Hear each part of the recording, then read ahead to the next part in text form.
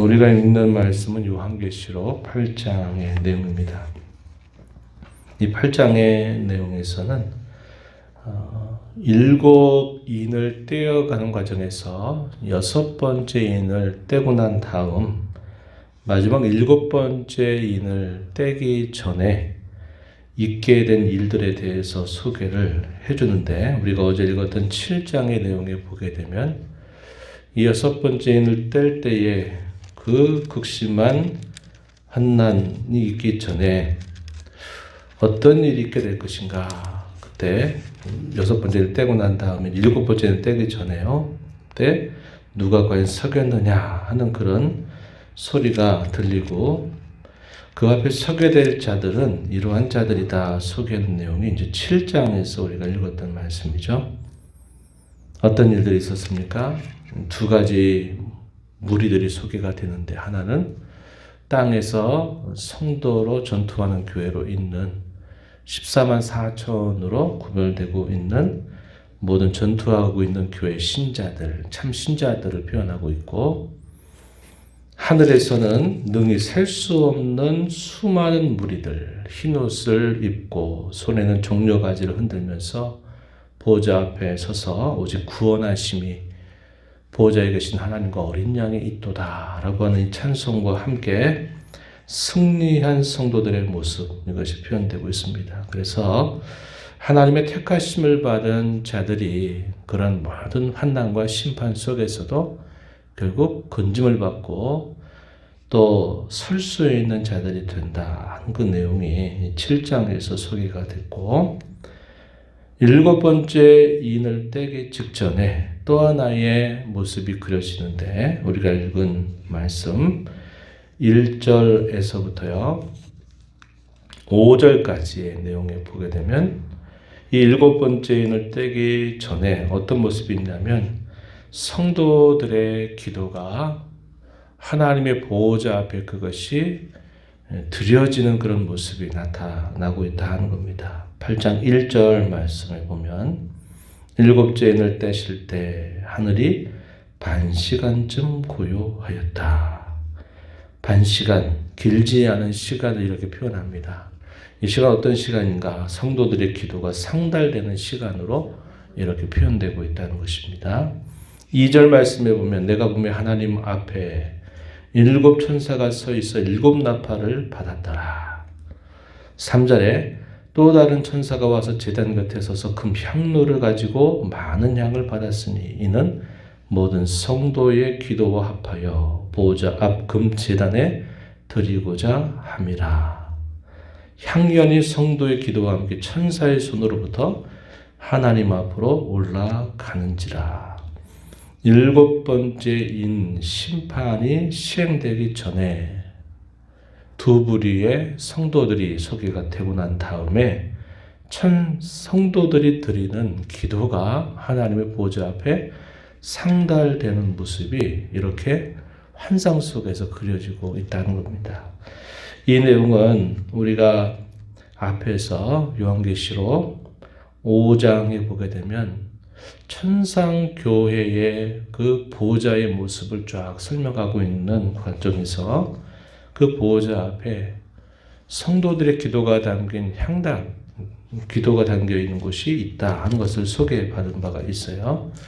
6장 9절에서 보게 되면 다섯 번째 인을 떼실 때에도 이 성도들의 간절한 기도가 상달되면서 심판이 내려지게 되는 모습을 확인합니다. 6장 9절로부터 11절, 그리고 오늘 우리가 있는 이 8장 3절과 4절에 보면 역시 여기서도 성도들의 기도가 보좌 앞에 금 향단에 들려져서 하나님께 드려지는 그런 모습이 소개가 됩니다. 이렇게 그 성도들의 기도와 함께 어떻게 되느냐, 5절 끝에 보니까 천사가 향로를 가지고 제단의 불을 담아다가 땅에 쏟았더니 우레와 음성과 번개와 지진이 나더라. 이것은 성도들의 기도의 응답과 함께 이루어지는 일임을 우리에게 잘 보여주고 있습니다. 우리가 이걸 통해서 우리가 하나님 앞에 늘 드리는 이 기도가 아무것도 아닌 게 아니라 이와 같이 이런 하나님의 심판이 시행되는 데 있어서 대단히 중요한 요인이 되고 있다 하는 것을 우리가 알게 됩니다. 그래서 우리가 낙심하지 말고 기도해야 되고, 우리가 기도할 때 먼저 하나님의 뜻이 항상 이루어지기를 기도하고, 또 그 뜻 안에서 우리가 하나님의 도우심을 받아서 믿음으로 살기에 부족함이 없도록 늘 기도하는 자세를 잊지 말아야 한다는 것을 우리가 배우게 됩니다. 그리고 난 다음에 이제 7번째 인이 떼어지는 일과 함께 또 어떤 것이 펼쳐지냐면 그 2번째 화의 내용들이 쫙 펼쳐지는 겁니다. 마치 이렇게 주머니 안에 이렇게 쭉 포개져 있는데 마지막 그 보따리 같은 걸 이렇게 다 풀었더니 그 안에 또 7가지의 또 재앙이 또 쫙 열어지는 거예요. 이런 식의 구조를 가지고 있습니다. 요한계시록에 보면 이 심판에 대한 시리즈가 7인, 그 다음에 7번째 인이 열리게 되면 그 안에서 또 7번째 나팔, 심판이 또 임하게 됩니다. 그리고 이 7번째 나팔이 불려지게 되면 또 그 다음 안에 7 대접의 심판이 이어져요. 그래서 이렇게 쭉 펼쳐지다가 하나를 펼치면 또 7개가 열리고, 또 그 7번째가 딱 펼쳐지면 또 7개가 열리는 거죠. 그래서 이런 심판의 시리즈들이 이렇게 열리고, 또 하나 어제 그런 말씀을 나눴는데 6번째와 7번째 사이에는 꼭 그 안에 삽입되는 내용들이 있어요. 그래서 우리가 첫 번째 이 인에 대한 내용에서는 능히 셀 수 없는 큰 무리, 또 지상에 존재하고 있는 모든 택하신 성도들 14만 4천이 소개가 되고, 이 성도들의 기도가 하나님 앞에 드려지는 그런 모습이 나타나면서 이제 2번째 심판 시리즈가 열리게 되는 겁니다. 그래서 그 7 나팔에 대한 심판은 이제 6절 이하로부터 쭉 소개가 되고 있다 하는 것이죠. 이 나팔을 부는 이유는 우리가 구약 성경에서 보게 되면 나팔을 왜 하나님이 불게 하십니까? 이스라엘 백성들이 약속의 땅으로 가고 있는 도중에 그들이 멈춰 설 때도 나팔을 통해서 신호를 받아서 백성들이 멈춰 서고요. 또 나팔 소리를 또 불게 되면 멈추었던 그 자리에서 다시 또 움직이기 시작합니다. 전쟁이 벌어지게 될 때 그 전쟁의 신호를 나팔 소리로 불러서 아뢰는 겁니다. 그리고 파수꾼들이 외적들의 침략이 오게 될 때는 또 역시 그 나팔을 통해서 그것을 알리는 역할이 있어요. 그래서 그들로 하여금 무엇인가를 알려주는 그런 역할을 나팔을 통해서 하는 겁니다. 혹은 어떤 위험이 닥치게 될 때 경고의 소리로 이 나팔을 불게 돼요. 그래서 7 나팔의 이 심판에 대한 것은 최종적인 심판이 아니라 최종적인 심판에 대한 전쪽, 그것이 이제 닥치게 된다 하는 그 경고의 중요한 목적이 있다는 겁니다. 그런 일들이 일어나게 될 때 어떻게 하라는 겁니까? 성도들로 하여금 성도들은 더 하나님 앞에 의지하여 기도하라고 하는 뜻이고, 믿지 않는 자들 향해서는 더 큰 심판이 이제 닥치게 된다고 하는 것을 경고해서 그들로 하여금 돌이킬 것을 촉구하는 그런 목적이 있다 하는 겁니다.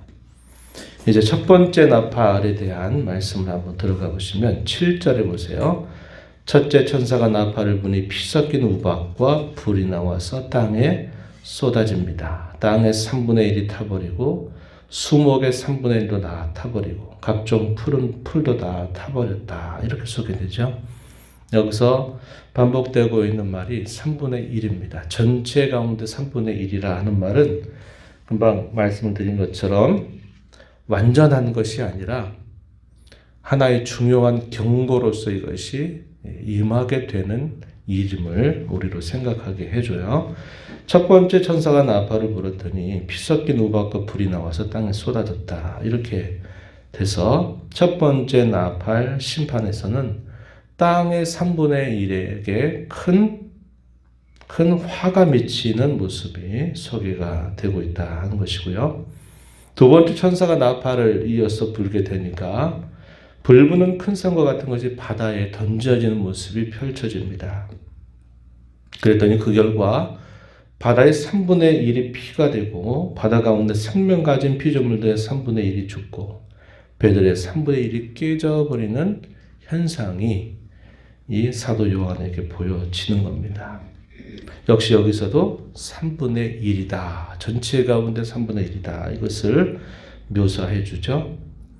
세 번째 천사가 또 나팔을 붑니다. 그랬더니 횃불같이 타는 큰 별, 이걸 쓴쑥이라고 부르기도 했는데 큰 별이 땅으로 떨어져서 강들의 3분의 1, 여러 물샘에 이것이 떨어지게 되면서 물의 3분의 1이 쓴쑥이 되고 그 쓴물이 되어 많은 사람이 그것으로 죽는 모습을 목격하게 됩니다. 10절, 11절 이렇게 표현되어 있어요.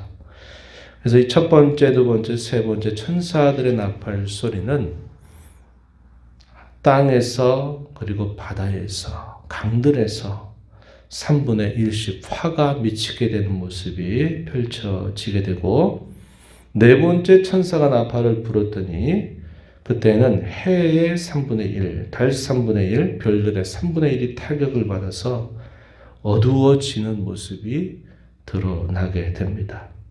낮 3분의 1은 빛이 없게 되고 밤은 더더욱 그런 모습으로 묘사가 되고 있습니다.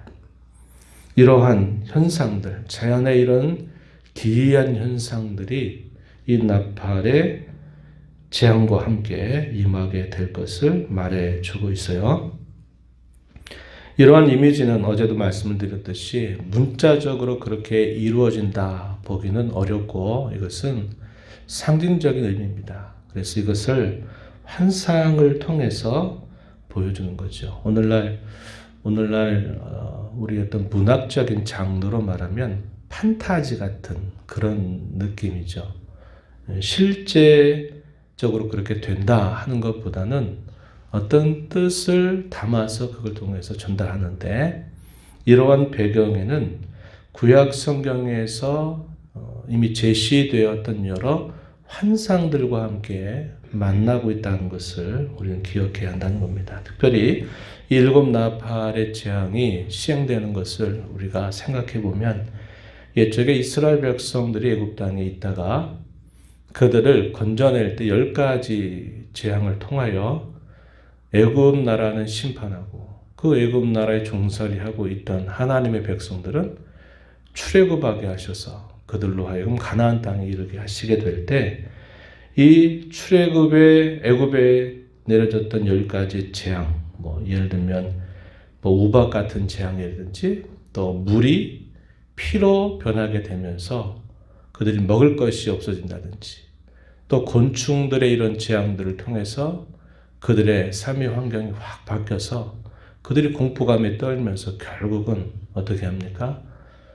데리고 나가라. 모세와 아론에게 너의 동족들을 다 데리고 나가라. 이렇게 하면서 결국은 애굽에서 나오게 되는 일이 있을 때 그 애굽 나라의 심판의 이미지들도 우리가 이런 것과 비슷하게 연관해서 생각해 볼 수 있게 된다는 겁니다. 마지막 절에 보면 이런 말씀이 있어요. 내가 또 보고 들으니 공중에 날아가는 독수리가 큰 소리로 이르되 땅에 사는 자들에게 화가 있으리니 이는 새 천사들이 불어야 할 나팔 소리가 남아 있음이로다.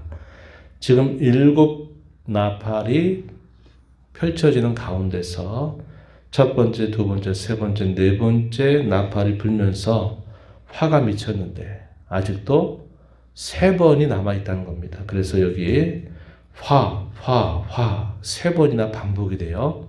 3번의 나팔 심판이 아직 남아있다. 이렇게 말하면서 이제 9장에 가게 되면 또 그 다음에 이제 5번째 천사 이렇게 쭉 해서 이어지는 것을 보게 돼요. 이러한 재앙들은 어제도 말씀드렸듯이 이것이 어느 순간 갑자기 임하는 게 아니라 이미 1세기 당시 박해받고 있었던 성도들에게도 이러한 시련과 박해들이 있었고 또 지금도 우리가 살고 있는 이 세계 속에는 나라마다 처해져 있는 좀 상황이 다르지만 예를 들면 중동 국가라든지 또 공산 국가에 있는 성도들이라든지 그들이 당하게 되는 그런 시련이나 여러 환난들을 보게 되면 이러한 일들이 지금도 일어나고 있다는 것을 알게 되죠. 근데 이런 것들이 주께서 재림하시게 되기 직전에는 이러한 일들이 더욱더 심화되어서 나타나게 될 것을 우리는 내다보는 겁니다.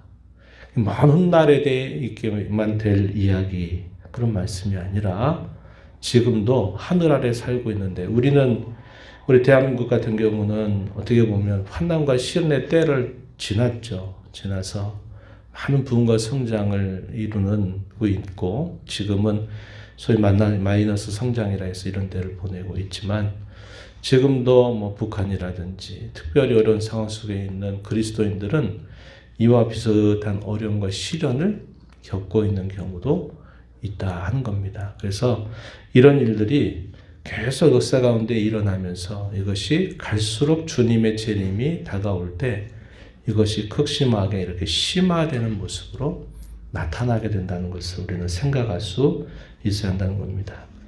첫 번째, 두 번째, 세 번째, 이 네 번째 같은 경우는 자연현상에 나타나고 있는 모습들이죠.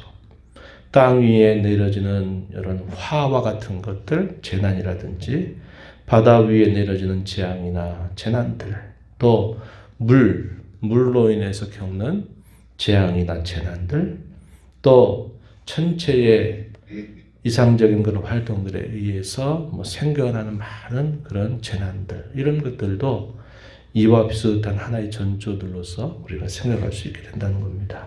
그래서 우리는 어느 시대 때보다도 마지막 때를 살고 있다는 것을 기억하면서 우리가 이런 일들을 볼 때마다 더 우리는 하나님 앞에 기도하면서 그의 도우심을 의지하고 붙드는 자세를 가져야 되고 이 기도가 얼마나 우리에게 중요한 특권인가를 우리는 이걸 통해서 배우게 되는 것입니다. 이러한 말씀들을 가지고 하나님 언제나 우리를 보호하시고 지켜주신다는 사실들을 확신하면서 믿음을 가지고 더 주님을 의뢰하고 신뢰하는 자로 살아가는 저와 여러분이 되기를 바라고 특별히 어려운 일이 닥치게 될 때는 더 하나님 앞에 기도하는 자세를 잊지 말고 힘써 나가는 저와 여러분이 되어야 하겠습니다. 하나님 아버지 감사합니다. 이 새벽 시간에도 저희들을 깨워주셔서 오늘도 하나님의 면전으로 저희들을 불러주셔서 기도하게 하시며 말씀에 귀를 기울이게 하시고 오늘도 주와 더불어 복된 하루를 시작하게 하신 것을 감사드립니다.